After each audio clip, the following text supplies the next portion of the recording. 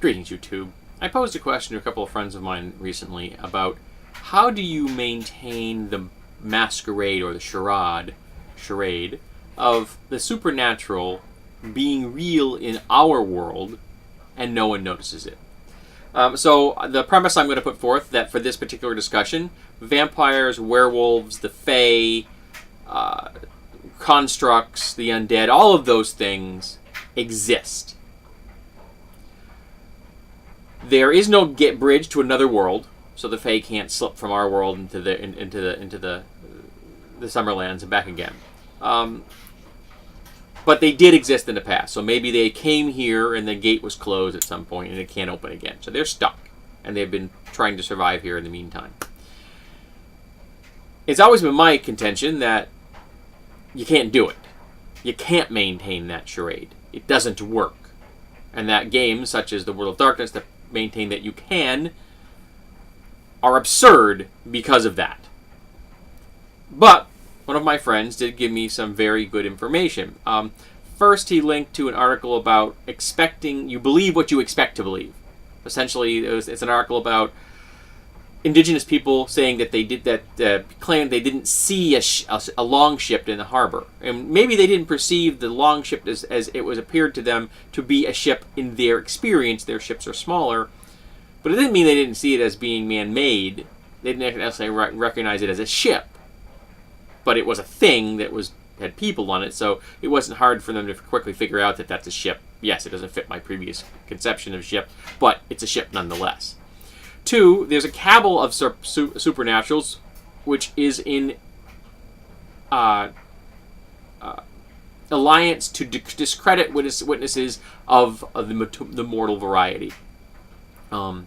He mentions Chill, GURPS Horror 2nd Edition, and the Dresden Files for examples thereof.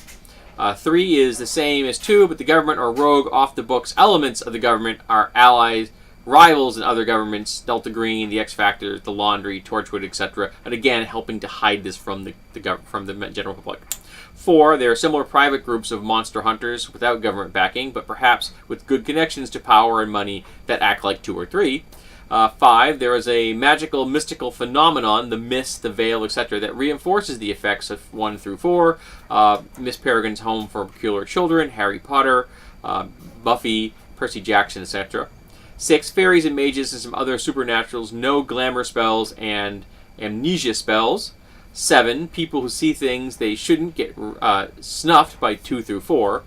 8, people who encounter the supernatural become supernatural, or private hunters of the supernatural, and thus keep it secret. So once you know about Fight Club, you are now part of Fight Club, and you don't talk about Fight Club. 9, people who encounter the supernatural know enough to keep their mouths shut, lest 7 or 8 happen to them, and they are labeled insane. And 10, supernaturals are hiding in plain sight, an open secret. People know, but they don't talk about it and try to forget they know just to get on with life. And of course, that's the least likely of my friend's suggestions. Now, I suggested, okay, let's say that the charade lasts until a certain point in our timeline, and then it fails. Say it's radio signals, say it's modern photography, it doesn't matter. Some point, the charade fails, and now we see these things in our world, and we are aware of them, and we can record their presence and things like that. What happens if it's unmasked? It's another question I also asked to my friends. And some of the responses from my buddy. Some people will still not believe and live in denial. Now, we see that every friggin' day. People denying the existence of climate change. People denying the existence of racism and sexism and homophobia and transphobia. It doesn't happen. So it's easier for them. It doesn't affect them, so it doesn't happen. 2, the scientific community will try to rationalize the supernatural and explain it scientifically. They will. Okay, how successful they are or not depends on how much the supernatural interacts with physics as we understand them. 3, big money will find ways to exploit the supernatural for gain. Yes, that will happen. Regardless of what else, big money will find a way to exploit it. Apparently, my dryer wanted to join the conversation. 4, the religious establishment will claim it is the end of days. Holy water, relics, and invocations of the deity of choice found to be effective against the supernatural. Their popularity will increase and church attendance will mushroom. If not, they will lose believers. So if the current types of religions of the world cannot engage with these supernatural entities. They will show that they are themselves not supernatural entities, and thus undermining their credibility as religious groups. Interestingly, what happens if some of the religions can interact, repel, or ally themselves with the supernatural, but others can't? So some religions go up in favor, others are discredited until there's only a small handful of core believers in those older, now discredited faiths. 5. Big Media will create a slew of reality television shows about supernaturals, including game shows and look behind the scenes shows. It will have really low production values, and supernaturals will hire thugs to keep the paparazzi away. That's also going to happen. 6. A supernaturals rights movement will start on the left. Correct, and I will be part of it. The right might cut homosexuals, women, and racial minorities a break as they have a new and more threatening group to hate. They will love the fact that they don't need to demonize their new targets because they are literally demons and their allies. 8. Some people will idolize supernaturals and seek to associate with them, dress like them, act like them, and become them. Also true. 9. It is the end of the world as we know it. Everything changes or humanity ceases to be. While I think it is the end of the world as we know it, I don't think that's a bad thing. 10. People mobilize and the supernatural menace is stamped out or forced to live underground, figuratively or literally. I don't think that's going to happen. Not across the board. It will happen in some regards. And then my buddy goes on into talking about the fact that I don't have a problem with small groups. So if you've got, there are 12 vampires on the planet, I got no problem with them being hidden. That makes perfect sense. If you keep vampires in the same demographic population as serial killers, I think you can realistically hide them. And if you keep the total supernatural population on the planet as under the radar as far as certain types of criminals, like serial killers, hired killers, lots of organized crime, that kind of thing, again, that total population was about the same as the more hidden aspects of organized crime or serial killers, things like that. Again, I could swallow that in a modern game setting.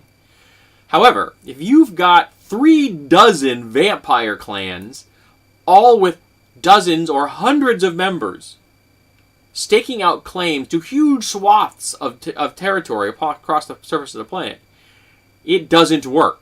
It falls apart. And here's what the comment that my friend makes in Parting that I think is, to my mind, the reason that I don't think it would work. In the real world, there are multitudes of gangsters, terrorists, and other unsavory types organized into hundreds of organizations, but life goes on. And my buddy's correct. They do exist. But guess what? We know about them! We may not know the specific members of these organizations, and they be able to use them to mask their presence for a long time, maybe forever, their entire criminal career. But we know these exist. We know there are gangs. Even if we can't see them, we see the results. We see the deprivations upon society because of them. They are bloody apparent to everyone that isn't living inside a bubble. There is no way to hide them, and there's no way the public cannot know about them. Now, certain segments are really good at keeping themselves ignorant of certain aspects of it. If you are a really rich white person in America, and you are straight and Christian, it's really easy to ignore a whole bunch of problems in the world that other people can't ignore. By that same regard, in a world where supernaturals were as prevalent as the groups my buddy just named, everyone would know about them. There would be no hiding. There would be movies and books and stories and television series about them. They would be everywhere. They would be the same amount of presence in all those medias I just mentioned as we have now. If not more, because they would be real. Right now, people just like the fantasy. But look at the number of books and stories and television series and films that deal with organized crime. That's how many you'd have in the real world if supernaturals were present. So it's my contention that you cannot hide these things, that they have to be present. And my buddy has some great ideas about what happens if they're present and not present. And some really good material here. But I want to hear what you have to say. Can the supernatural remain in the shadows? Is it possible to keep them hidden in the modern era 2014?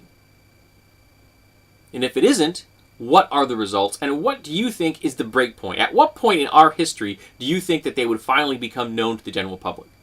Where does the charade fail? Or charade, if you prefer. Different ways of pronouncing that word. But I'm interested in knowing. I want to know, what do you think about hiding the supernatural out here in the real world?